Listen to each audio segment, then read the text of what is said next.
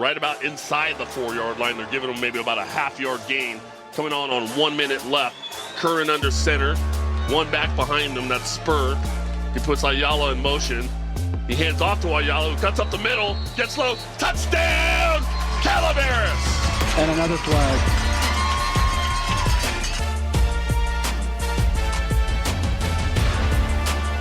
And in shotgun, slot receivers. He's looking to throw. Gets some trouble, rolls off to his left.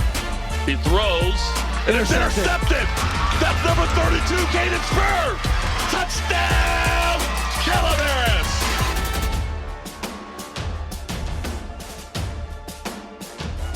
Calaveras has the ball. They're moving from our left to right. Curran under center, single back behind him. Puts a man in motion. That's Ayala. He gives it to Ayala, who cuts up the middle. He's got room. One man to beat. The 40. The 20. Touchdown, Calaveras. What a play. Ethan Ayala.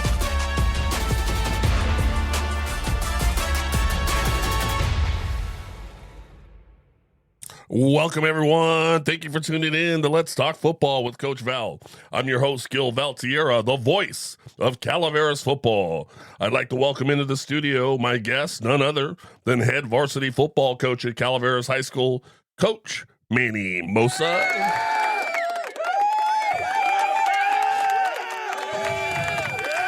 Coach, thanks for being here today. Appreciate it. Hey, thanks for having me. Hey, our topic today, Coach, and folks out there listening, is defensive backs. I know Coach Mossa has some experience there in his playing days, and also in when he was just a position coach before he became a head coach. He coached a lot of DBs, so this is right up your wheelhouse as far as going into talking defensive backs.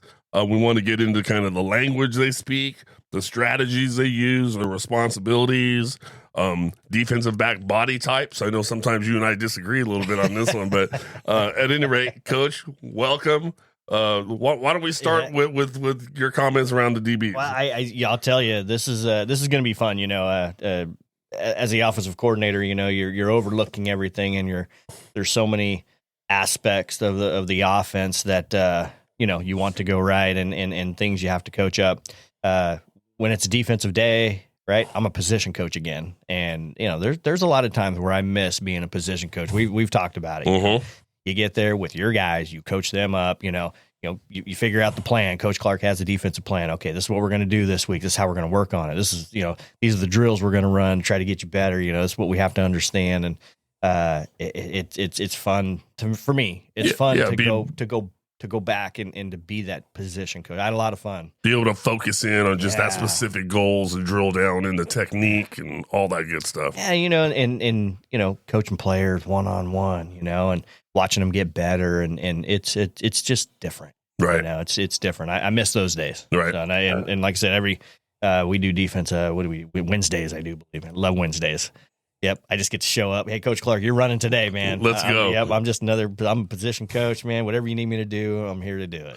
So when we say defensive backs, let's explain for the folks out there listening. We're talking about, we've had Coach Clark kind of do a broad stroke of the whole defense. We had Coach Anderson here talk about the D-line only, those guys in the middle or linebackers. When we talk about defensive backs, we're talking about now the guys way lined up away from the football. Corners, safeties, strong safety, free safety. Typically, they're going to be the guys responsible for covering those fast receivers on the other side that are trying to run down the field. Yeah. Yeah, and defensive backs, you really have, depending on who you're playing and the type of defense you're running, you kind of have three different positions there, Corner, you got a left and a right corner. Not a whole bunch of changes there. And safeties, free safety, strong safety, and it really just depends on the defense we're running on what they're doing. Sometimes they're doing the same thing, opposite side of the field, and sometimes they're different. Sometimes the strong safety is up near the line of scrimmage, ready to come help for run, help. We even have some defenses where the free safety's up near the line of scrimmage, ready to help out on run. And then sometimes they're both safeties are back, trying to stay on top for pass. It really just depends on who we're playing, and you got to have some smart guys because of just what we were talking about. a lot of different coverages, different formations. We have to know what to cover. So you got to have some smart guys back there, not just fast, and can play the ball. Like they got to be smart. They got to know where to be. Right. Let's start in the very beginning here. As far as what are you looking for as far as body type? You got short guys, tall guys, you got heavier guys, you got skinny guys, you got fast guys, you got slow guys. What ideally from body type, and does it change for corners and safeties? Yeah, we have had over the years plenty of guys that can play corner and can play free safety, strong safety. They can play it all, but it's you got to be able to run, you got to be able to move. Something I personally look for at the beginning of the season is hips. How do these guys turn? How do they move? Can they flip their hips one way and then flip them back the other way? If need be. And usually the guys with the good hips, right? They can really flip them. Those guys are the cover guys. They're the corners. Body type. We've talked about this, right? You love those big tall corners, but we have who we have, right? So you try to find the guys that can recognize the formations, they can line up correctly, they can run, they can move. I look for that before I look for body type personally, just because you could have a 6'2", 180-pound corner, but if he doesn't know where to line up, or if he can't figure out the coverages, what's the point? Right. So athletic coordination, having some coordination. Yeah. I mean, it's a tough position because what you're basically asking this guy to do there is to be able to run full speed backwards and sideways, because you got guys running at you forwards full speed. You got to be able to stay with them running backwards and diagonally, and then all of a sudden realize he's changing direction. I got to change directions. Corners, it's funny. Corners are constantly a step behind. Constantly.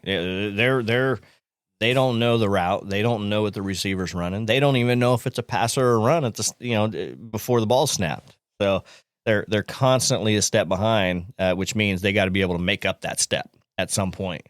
Right. And I think some of our better corners, they've been able to make up that step, very quick. We can go back. Ryan Clifton, he can make up that step. He's real fast. Go back Chris Ussery, Connor Sewell. Those guys can make up some steps there. Again, we don't know the route. We see it, try to break on it. We try to stay on top of the guy, whatever it may be. But yeah, it's tough. I think it's funny when you look at corners. High school, college, NFL. The good corners are so confident. They are overly confident most of the time, or half of the time. Sometimes they're cocky, because they have to be. You almost have to be like a prize fighter. Yeah, you gotta pretty much believe in yourself that you're going to cover that guy no matter where he goes. And then when he does catch a ball, odds are they're probably going to catch a ball, or if they score a long touchdown on you, you got to have short memory, right? You got to lose it. You got to get right back out there, and most of your good corners are like that. And then you start building your skill set to the point to where you're so confident now that now you're running around going, I'm looking to step in front of a ball, I'm looking to pick it and intercept it, go the other way. I'm not just looking to cover a guy and tackle him after he catches it. I'm looking to do way more than that. Yeah, yeah. And and it's funny sometimes, hey, we want you to stay on top of this guy. Okay, don't make don't break on the ball. Make the tackle, keep him in front. That's a lot of the conversations, a lot of weeks. And right. Those real confident cover guys, man. No, they're confident. They know they can get to that ball. They're gonna put a hand on that ball, or they're gonna pick that ball. And it's rare too. I think that confidence is rare. I mean, you just think back of really good corners, and go to the NFL, right? NFL players, people know. There's a lot of good corners, but the really good one, the Deion Sanders, the Charles Woodson, they're rare. Yeah. And every one of them is crazy confident. Every one of them. I say confident. cocky. Darrell Revis. Yeah. Lockdown. Running their mouth. Like, you know what I mean? Don't worry about this side of the field. No one's getting nothing over here. Yeah, man. It's cool. You have to be. You know, a lot of times, you know, cocky football players, they get looked down on, but man, at the corner position, I mean, you're on an island all by yourself over there. Like you said, when you can lock down one side of the field, oh man, how good is that for the defensive coordinator? He's like, hey, look, you got that side, the 10 other guys, we're going to go ahead and take care of this. Right. I mean, that's big. It opens up things that you're able to do now as far as coverages and blitzes and all that good stuff. Yeah. Let's talk a little bit, Coach, about for the layman out there just getting into football. They watch football on TV and they hear things like they're in man or they're in zone. And I know it sounds pretty basic, but let's explain the difference to the folks between the two. Yeah, you know, man coverage is you have a man and you cover that man, no matter where he goes. No matter where he goes. So when I coached it, I used to tell guys, hey, if that guy goes in motion and he runs up to the stands and buys a hot dog, you better be there to take a bite out of it. That's right. Yeah, the old McDonald's analogy, right? Yeah, he orders a meal, you supersize it, you know. He goes up there and kisses his mom. You better be on deck, lips ready to go. You know, and man coverage is it's tough, you know, especially on a defensive coordinator, you know, because as soon as somebody motions, now you got guys in different spots and out of position. So you see a little bit of man coverage at the high school level, not a lot. Mm-hmm. I think when you play a team that's predominantly passing, it's a little bit easier to go man coverage. I will say Linden went man against us last year, threw us off. It definitely threw us off. Mm-hmm. You know, we run a lot of fly motion and they had guys running with, you know, and that most of the time when you got motions and things like that, you try not to go man. You know, you try to you need DB help with the run. You know, so you try to keep guys on their side of the field, read a key, things like that. But yeah. So, you know, man coverage, I think it has its place depending on who you're playing. Mm-hmm. We do a little bit of it, not a lot, but a little bit. We're and most people know we're a cover 3 team. Most schools are cover 3 or cover 4 team. So let's transition right into that and explain zone, because cover 3 and cover 4 are zones. Yeah. So let's explain zone now as opposed to man. Yep. So zone is you have an area on the field, right? You want to cover a receiver in your area on the field. So cover 3 basically means 3 deep, free safety, left corner, right corner. They have deep third of the field. So that's cover 3, and you know, it's they have a third of the field, but you got to cover a receiver in that third, you know, and sometimes, you know, hey, coaches are really smart. They're really good. They know what we're running. They know what other teams are running, and they'll try to put multiple receivers in one zone, you know, and DB's got to know, you know, which one do you take in your zone? You know, do you stay on top, take the deepest guy? Do you jump the short out route and let the free safety come over the top? You know, so even though it's a third of the field, it's a zone. DBs, you know, they got to be smart. They got to know when to leave their zone and go help out too. Mm-hmm. But yeah, zone coverage, you know, so cover 3, deep third, cover 2 would be half, right? You have 2 guys covering the deep half of the field. So when we talk about thirds and halves, so with cover 3, going back real quick, you have the 2 corners and the free safety covering 1/3. When we say thirds, we're talking about the entire width of the football field, folks. Yeah. So those 3 guys are covering from sideline to sideline, anything deep in the football field. Depending on where the offense is lined up, you can use the hash marks, you know, sideline to hash to hash for the safety, and then hash to sideline for the other guy. And then cover 2 you were starting with? Yeah, cover 2 is just what it is. It's 2 deep. You know, you got a 2 deep zone now, and I don't know, cover 2 is you don't see cover 2 a lot anymore. You know, it's kind of old school. It kind of is, yeah. But I'm sure it has its places where, you know, it's funny. Some teams like to run it against Calaveras because Calaveras runs the fly sweep, and having that extra DB up on the line of scrimmage helps out with that edge. Yep, exactly. You're absolutely correct. But yeah, so zones, and we talk about the guys on top. You know, let's go back to cover 3. But you got guys underneath too, and they have a zone as well. depending on what we're running, you got the flat area, which is usually 10, 15 yards deep and less. And then you got linebackers, right? They have a pass drop too, right? Unless they're blitzing. Usually it's that hook curl area, 5, 10, 15 yard, can get to 15 yards deep. So, you got cover three, you got three on top, 3 deep. And then you got 4 guys underneath to help with the short, intermediate passes. Same thing with cover 2. You got 2 deep. Usually your corners are up tight on the outside that take care of flats. And then your linebackers are able to roam a little bit more now, right? They don't have to get out there for a flat cover guy or whatnot. Cover 4, just what it sounds like, now you got 4 deep, you're passing team. You want to make sure you stay on top, make them work for it. So you got 4 guys deep. Sonora plays a lot of cover 4. They're really good at it. So, zone and there's a lot of different things you can do on top of that too, but that's your basic. There's a lot of variations on every single one of those calls. Yeah. Cover 3, but we're going to do this, and cover 2, but this, cover 4, but this, and lots of different variations. Cover 3, cover 4, that's kind of your typical zone type pass coverages, and then when you get to cover 1, cover 0, now you're talking more man. Cover 1 is pretty much man coverage, but you got a free safety sitting over the top, and cover 0, it's all man. There's nobody helping. And usually when you go cover 0, you're sending some people. Right. Usually. I like cover 0 sometimes, you just send some guys, get some pressure on the quarterback and challenge the DBs. You got a guy to cover, he's yours. So let's talk a little bit about, so we talked about the basics, cover 3 and 2 and 4 and man.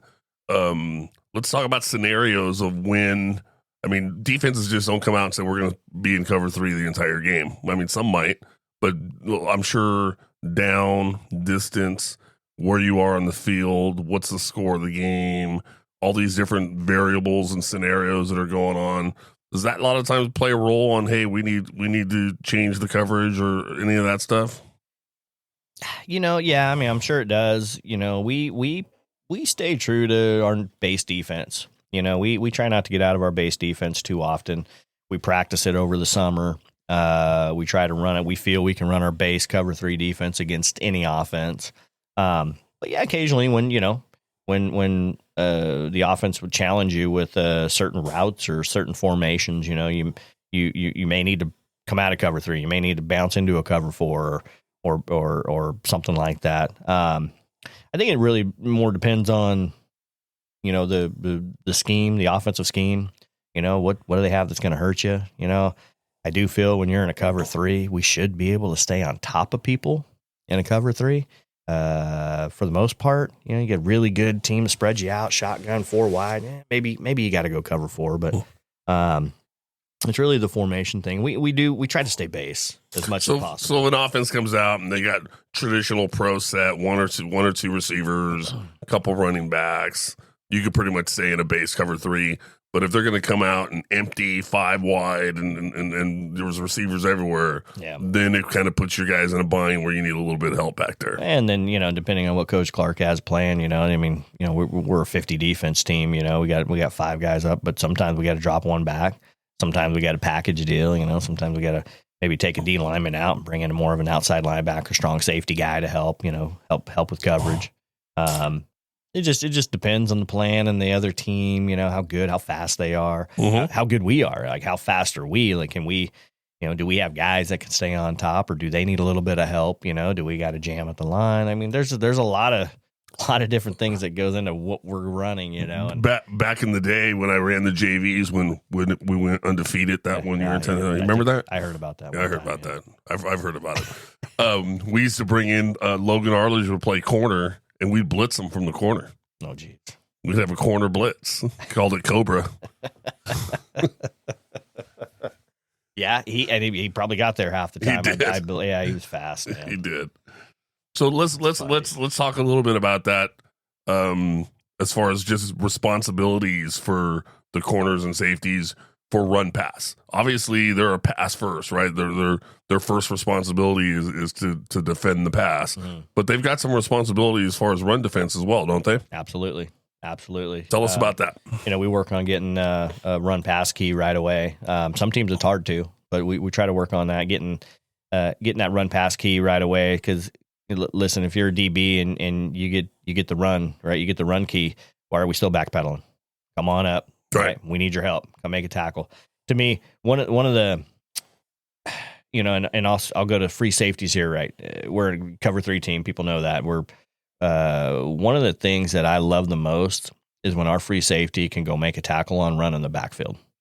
That to me is he's dialed in. He knows what he's looking at. He knows what he's seeing, right? He's seeing run, and that to me that's like scoring a big touchdown. I mean, it just fires me up, and Coach Pops, right? He said, read the triangle, right? Like that's a great way to look at it, just kind of reading the offense, your guys, where you needed, and when you can get free safeties to do that, God, that's a big deal. It is a big deal, and like normally you would think if your free safety is leading the team in tackles, you go, that's probably not very good, right? You got some problems up front, but unless you have a phenomenal, dynamic player back there that's maybe supposed to be at 12 yards, but he likes to creep up to 8 and start sniffing out what the play is, getting his keys, and then getting into the backfield and making plays. We've had a few of those players back in the day. Not too long ago, Braden Orlandi. Yeah, he was all over the field, man. He was all over the field. Monty Wilson. Yep. He'd always get there. Yeah, and it just, again, it depends on what you're in and what the other team's playing. Sometimes they're, everybody's blocking. Well, you look, if they're wing T teams, tight end, wing on the, maybe as one split guy. Well, guess what? DBs, you got to come make tackles. Have to, and I think, it's a game changer when they do, because not once in all the years that I've been coaching have I heard O-line coach account for free safeties. Never. Right? Never. They're like, who's getting this guy? Who's getting to the backer? Who's getting... Not once do you ever hear free safety come out of their mouth. So if that free safety is an aggressive player and he's smart and he's fast, he can make a big, huge impact. These guys are going, where's he coming from? Yeah, exactly. And then as soon as coach sees that, right, coach on the other side sees that, okay, we need to hit that spot. Where'd he come from? Right? He's center of the field. Okay, we're going to hit that spot now. We're going to run a pop pass. We're going to run a post right behind them, right? So it puts pressure on making sure you get that pass run key. Right. And you do get it, because if you mess up, it's a touchdown. That's the worst part, There's no you're not taking chances there, right? It's an educated guess. And I shouldn't even say it's a guess. It's not even a guess. Like, we worked on it, Yeah, it's almost just not so much a guess as it is, do they trust the key? Do they trust that read initially? And then and you got to trust it to the point that you saw it, react it, and just jumped, and you didn't even think about it. If you had to think about it, you're late already. Yeah. And we played some teams too. We're like, Coach, I got a run key, but they threw the ball. Yeah. That's a bitch. Sometimes that happens. That sucks. Yeah. I seen it too.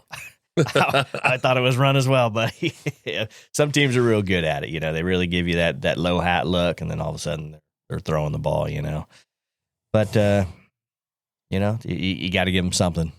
You got to give them something to look at, something, try to get a step on the opponent there, and for the most part, the keys are pretty good. We'll let them know, like, hey, look, this week it's not a good key this week, right?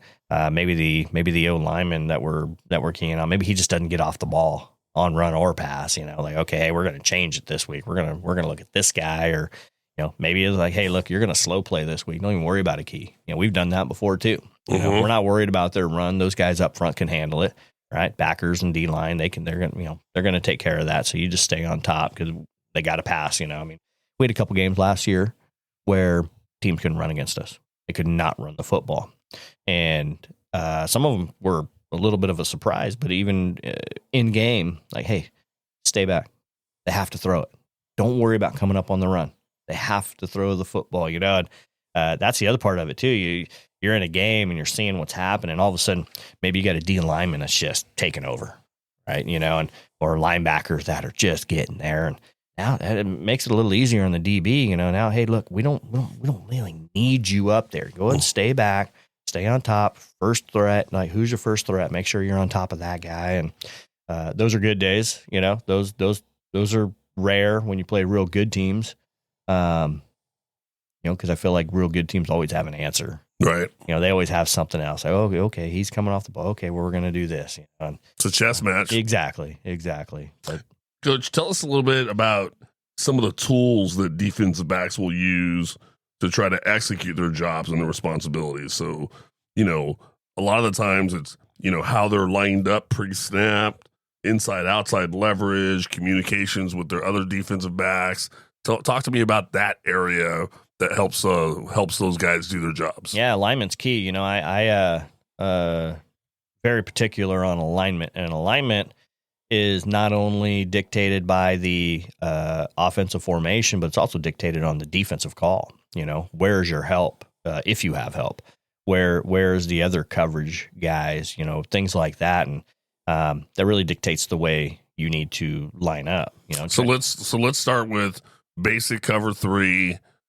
The corners, strong safety, free safety, on a base pro set, offensive set, one receiver to each side, 2 running backs in the backfield, tight end on the line of scrimmage, basic offensive set. Were those DBs lined up at alignment pre-snap? Well, it's a pro set, so you got a weak side X, and then you got a strong side tight end with a called Z back, if you will, another receiver. Usually you'll have a corner sitting on top of each wide guy, right? Okay. You always got to make sure you got somebody sitting on top there. Head up, inside, outside. Depends on what we have called. Yep. It really does. It could be either or. 2 backs. We usually got a strong safety up near the line of scrimmage. With linebacker depth, 4 or 5 yards. Usually, our strong safety will be on that tight end side. Multiple receiver side. In a pro set, he'd be on that tight end side. And then the free safety splitting the difference between the two receivers, 2 widest receivers. He's splitting the difference. We don't, we try not to line him up right over the center. We kind of make him, line up in between the receivers, because if, one of them run a post, he needs to be in the right spot. Sure. So that's typical, right? Typical. We've occasionally ran some cover 0 out of that. So, free safety's going to have to jump over that tight end, cover that tight end, because strong safety's going. We've done that before. But, it's more of a run formation and 2-back set. So your objective there is to make sure you stay on top of the receivers. Try to get your run pass key. You're thinking play action. If you're a DB, you're thinking possibly play action pass. And if not, you get your run key, you got to come up, corners, got to come up outside in. Nobody gets outside of you if you're a corner. And then the free safety, he's got to be able to come up inside out and help out on that run, Tell me when, explain to the folks the difference. I mean, it sounds simple, but inside leverage, outside leverage, and when you'd want to play each one, and explain maybe a scenario when one of those is better than the other. Yeah, so let's say we're cover 3, and we're, we see a pro set and the receiver's lined up wide, real wide. Look, if he's real wide, they're not going to throw an out route. Right. If he's real wide, probably not even going to throw a fade. Right. So we're going to line up inside shade of that guy. Mm-hmm. We're thinking it's a slant, it's an in route, it's a post, it's something like that. So we're going to line up inside, and we're going to make sure we take that away from them. So I got a funny story about exactly that scenario with alignment and just inside leverage, outside leverage. I forgot who we were playing, but Nolan Dart, who was the quarterback, also played some corner and some defensive back. Yep. And whoever we were playing, I forgot who it was, they were on a nice drive, and they were probably to our 5-yard line getting ready to go in and score a touchdown. And their receiver went out real wide, and Nolan comes all the way out there with them, and I'm screaming, yelling at Nolan, get inside of him, get inside of him. What? Inside. So he jumps inside leverage. Sure enough, they throw the slant. He steps in front, picks, and now next thing you know, Calaveras is going the other way. So that's how huge alignment and inside, outside leverage could be. Yeah. And let's face it, high school quarterbacks, it's rare you'll get a quarterback that puts it on the money every time. Right. It's rare. And he knows, hey, I'm just throwing a slant. He's not going to all of a sudden audible out of the snap because he saw the corner jumped inside leverage. Yeah, and a lot of times they just kind of throw into an area too, not a receiver, and so that if you can line up appropriately and maybe jump that thing, leverage is a big deal, and we also use it in the run as well. Alignment is what it is, but the leverage part, you line up inside, you're leveraging inside out, and you line up outside of the receiver, right? You're holding that outside leverage. But when you come up on run as a corner, we always want you to hold that outside leverage. So sometimes you're lined up inside, you get a run key, you got to come up, you got to hold that outside. You got to make sure that nothing gets outside of you, Right. So it's alignment and leverage are two different things, but they work together. Absolutely. Yeah. Tell us a little bit about the communication part. And I remember when I played a little corner, I played a little strong safety, and our coaches would be honest about, we have to talk to each other. We have to communicate with each other. Defense should be loud, right? We got to those DBs got to really talk to each other. Yeah. Explain why that's important for that group of guys, and how they do it. Is it, are they just screaming across the field, or are they doing sign language? Do they, all that good stuff? All of the above. All of the above. Guys go in motion. You're in different, the call in the huddles of certain things, so they know they got to do certain things. So tell me about communication in that group. Well, I'll give you a story about communication. You remember J.J. Gonzalez, Trevor Ramirez, Kellen Hodson, all those guys, right? It was a good group. It was a good DB group, and where Doug Clark was at the time, he was the D coordinator, and I was the DB coach, and the guys are on the field and they're yelling at each other, El Chapo, El Chapo. What's that? What is that? And Doug goes, Manny Mossa, what are they calling? I go, I have no idea what they're calling, dude. What is it? I don't know. And he's, Doug's freaking out, like, what the hell's going on? And finally, we get a break or whatever, to come off the field. I go, hey, what are we doing? What are you guys yelling? El Chapo, coach. What is El Chapo? Locked up. We're locked up, coach. I go, oh my goodness, man. I mean, that's pretty good. Okay, I got it. Okay. Ended up having shirts made, El Chapo. So I guess that's their way of saying we're switching to man. We're locked up on a guy. He's locked up, coach. We're locked up. I go, man, that's pretty good, guys. I like that one, man. That's funny. I got a J.J. Gonzalez story. You remember when they used to allow camps, we'd go up to Sonora for that Mountain Misery camp. Yeah. And one year we stood at the Black Oak Casino in the hotels there, and so all the kids are roomed up and got their roommates, all that good stuff. And we've had a full day of practice. Practices all day. Had dinner, all that stuff. Everybody's in their rooms, and I think lights out was like 10 or 11 or I forget what it was. And so the coaches were all in a room, and we're handing out lists of certain players, and we're going to go do room checks to make sure all these players are in their room, and it's lights out, and everybody, making sure everybody's where they're supposed to be. And it's like 5 minutes to lights out. Like they need to be, in their room and lights out. Like you better be in bed. Not just in the room and watching TV or none of that. Like, you got to be in bed. Yeah. You're like, that's it. So I get to JJ's room. I forget who he's bunked with. And JJ is fully dressed. Like, jeans, polo shirt, the Vans. Like, he looks like he smells like cologne. Like, he's about to go out on a date, right? He's fully dressed. And I'm like, dude, what are you doing? He's like, oh, I'm just going to the vending machine, coach, to grab something to drink. I go, it's lights out. He goes, oh, yeah, I know. I'm like, okay. Fully dressed 5 minutes before lights out, like he's going to go out on a date. Did he leave? Not on your watch. Not on my watch. Not on my watch. At 11, if 11 was lights out, he was in his room at 11. At 11:30, I can't tell you where he was, but I know at 11 he was in his room. Man. That was a good group there. That was a good group of defensive backs for sure. Yeah. So, communication, I think communication's key. Obviously, it depends on the defense, but communication's key in the alignment. Mm-hmm. But I personally feel once the ball's snapped in the play, look, you guys all have to be on the same page because that's what we practiced. I think yelling and talking during the play, me personally, go ahead.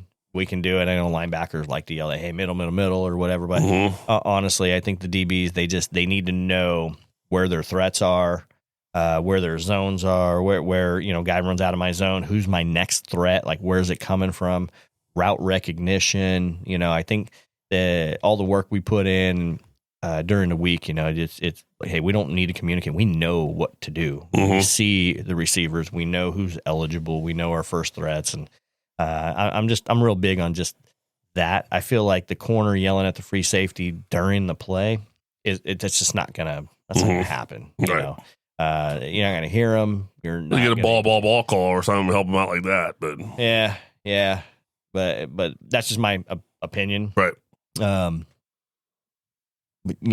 But communication, knowing what you're supposed to do pre-snap, that's big. That's the key. I mean, and that's the key. It's pre-snap, knowing your first threat, knowing if that guy is no longer who's the second threat. And it's crazy too because usually your linebacker, your Mike backer, or whatever is making the defensive call and stuff. But usually when it comes to coverages, your DBs are the ones that are actually making that call, and the linebackers need to know the call because the linebackers, depending on what we're running, they need to know if they got to chase a back out of the backfield or if they got that hook curl zone. Like they need to know that too. So it's not just for the corners and free safety. It's got strong safety, a couple linebackers. Maybe even a DN. Maybe a DN's got to drop.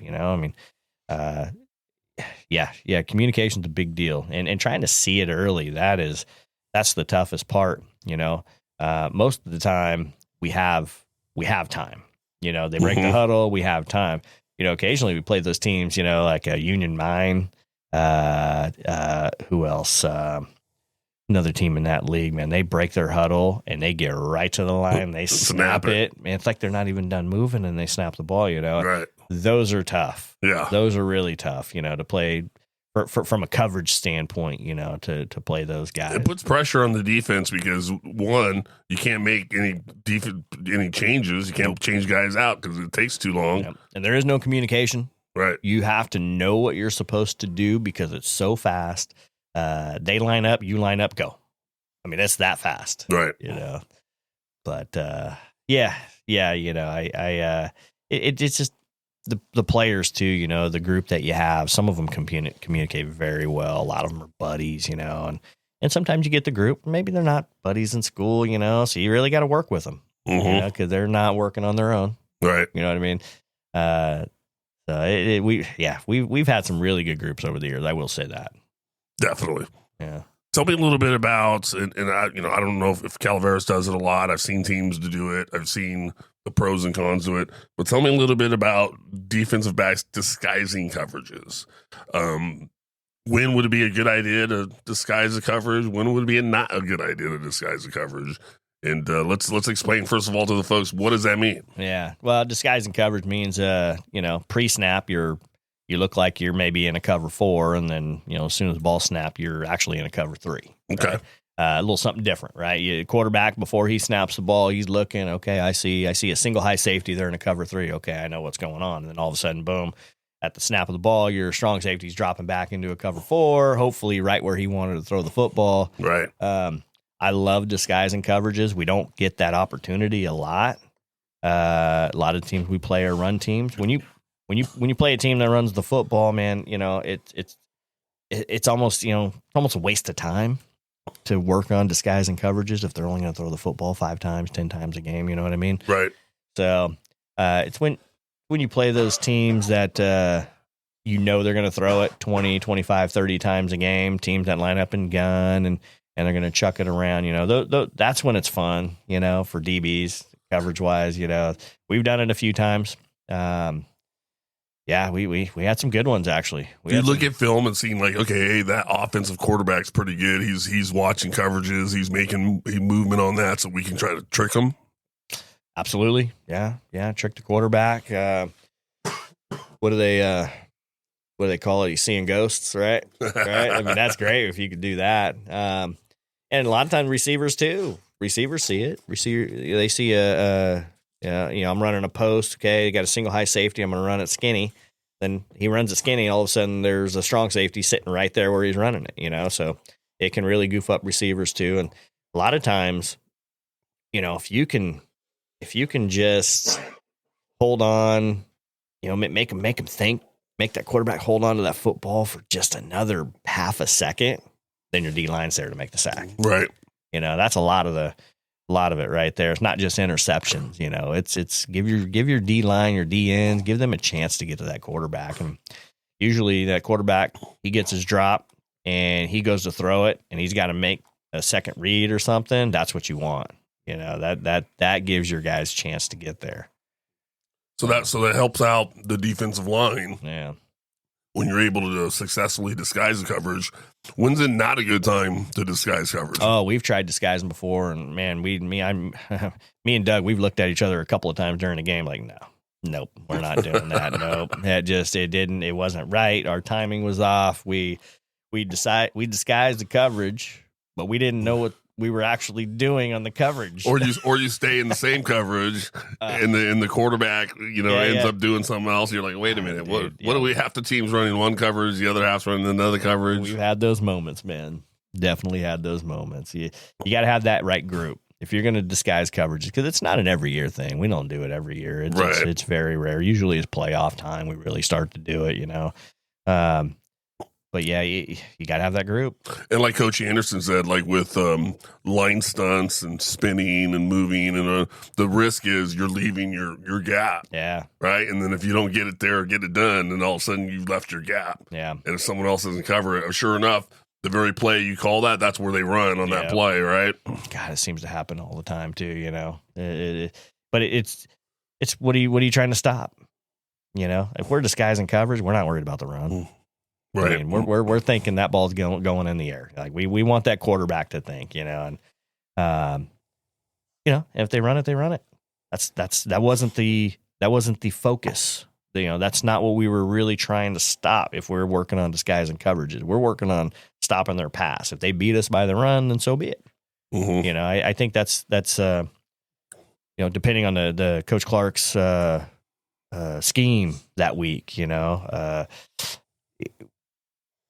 going to spend, we only have so much time, right? We're going to spend 15, 20 minutes working on disguising coverage. We're going to spend 10 minutes in the film room, on the board, showing it.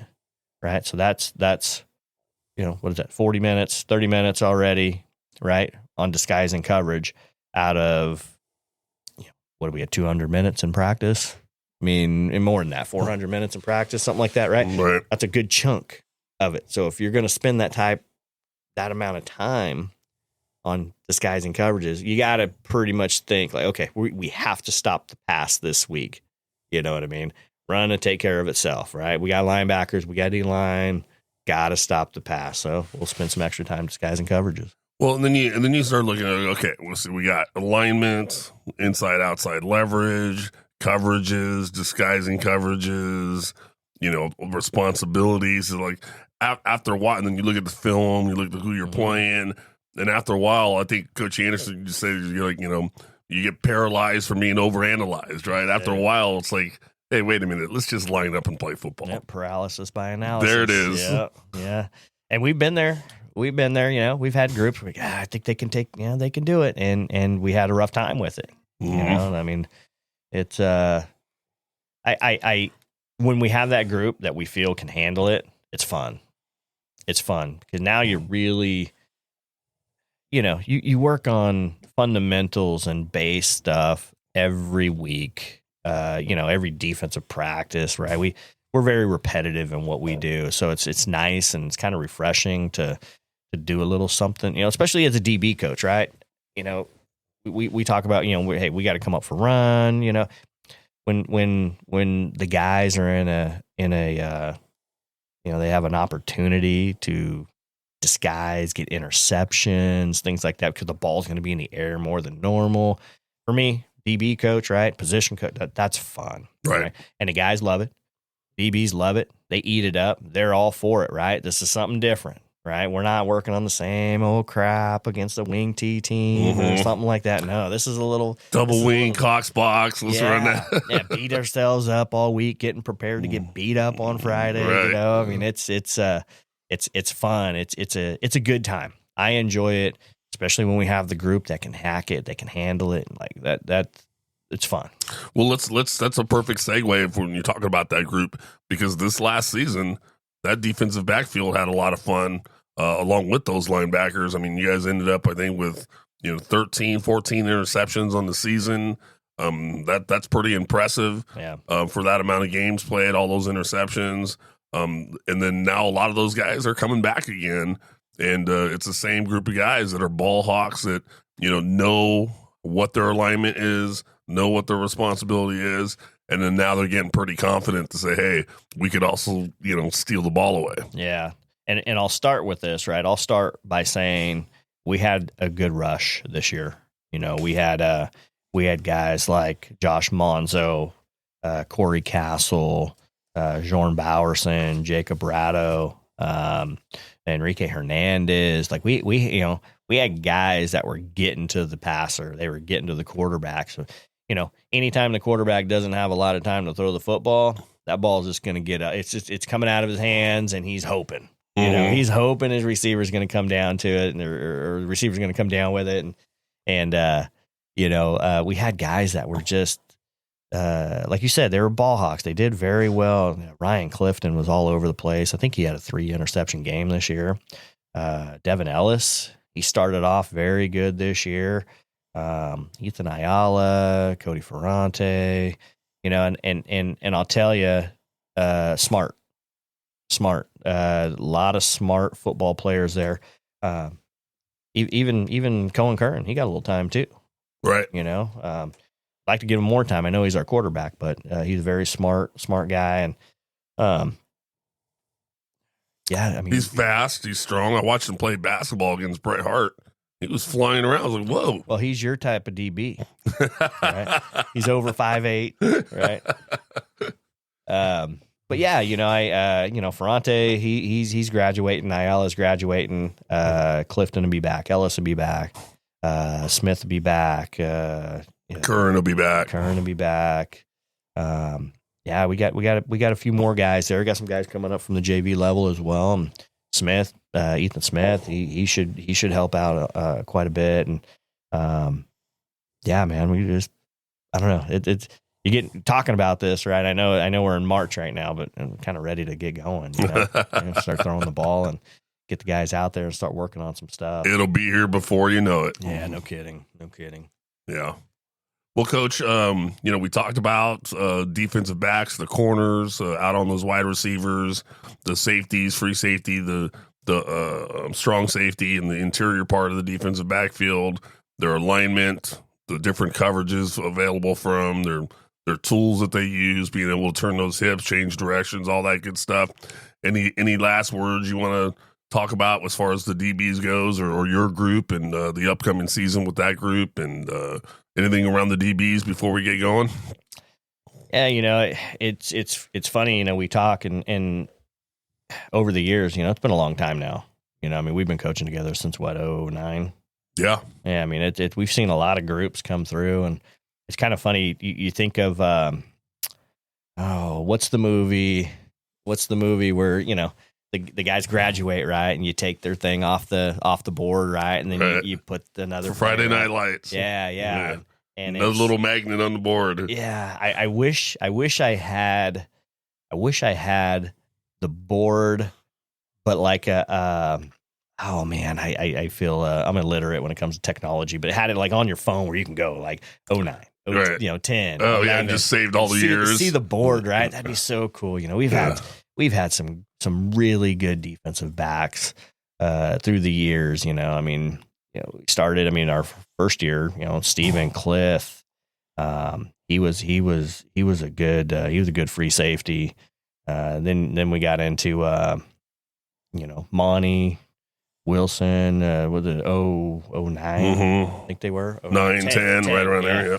Yeah. Chris Ussery, mm-hmm. not a big guy, right? Not your prototypical corner, but great hip work and start changing direction. And he'd come up and tackle. Right. He was such a sure tackler.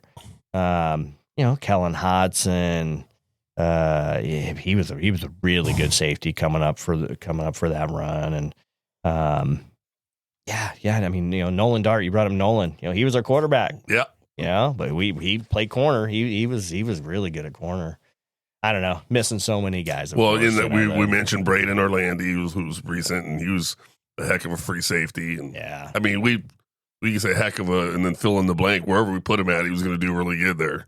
Yeah. I mean, he's playing college ball now and kicking butt, man. Yes, kicking butt. Yeah, it's good to see that. Good to see that. Yeah, it's been a good ride. It's been a really good ride at that.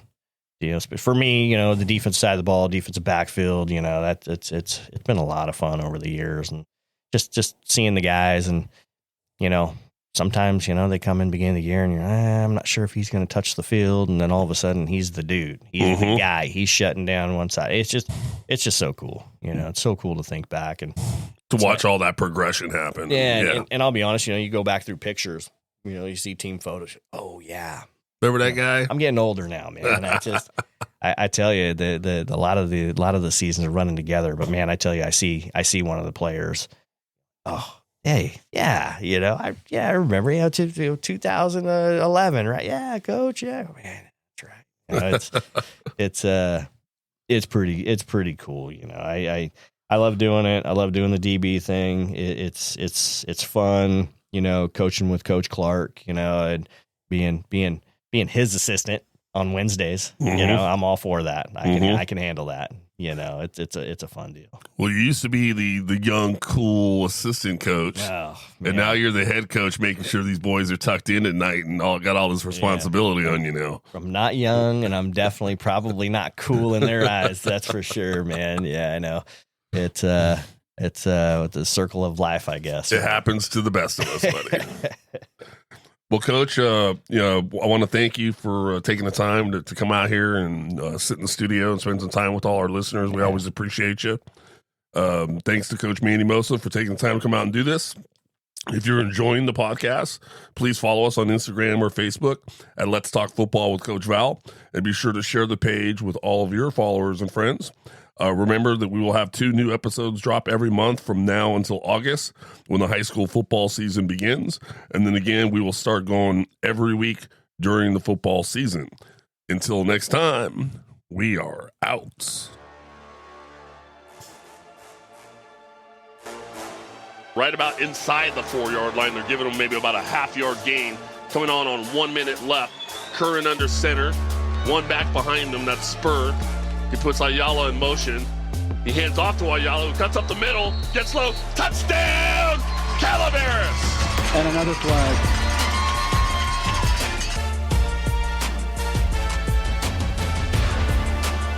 And in shotgun, slot receivers. He's looking to throw. Gets some trouble, rolls off to his left. He throws, and it's intercepted! That's number 32, Caden Spur! Touchdown, Calaveras!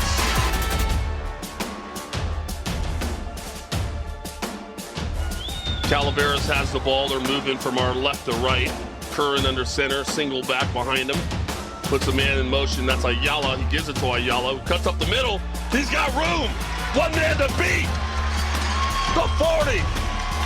The 20. Touchdown, Calaveras. What a play.